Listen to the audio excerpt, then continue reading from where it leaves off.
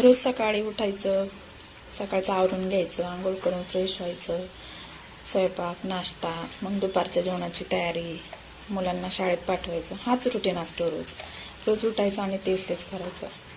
म्हणून मग आज विचार केला की आज ड्रम क्लीन करून घ्यावा. खूप दिवस झालं वॉशिंग मशीनचा ड्रम क्लीन केला नव्हता. 2 दिवसापासून त्याची वॉर्निंग येत होती, पण वेळ काही भेटतच नव्हता. म्हणून मग आज विचार केला की ड्रम क्लीन करून घ्यावा. त्यासाठी वॉशिंग मशीनची पूर्ण पार्ट्स काढून घेतली आणि ती घासून धुवून स्वच्छ ठेवली.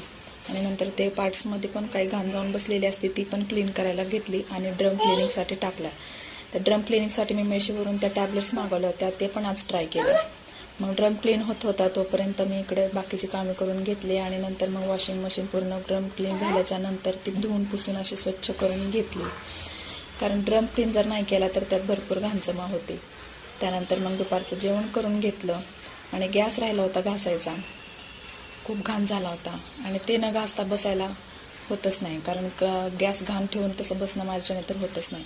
म्हणून नंतर गॅस पूर्ण स्वच्छ घासून धुवून घेतला आणि तो स्वच्छ करून ठेवला.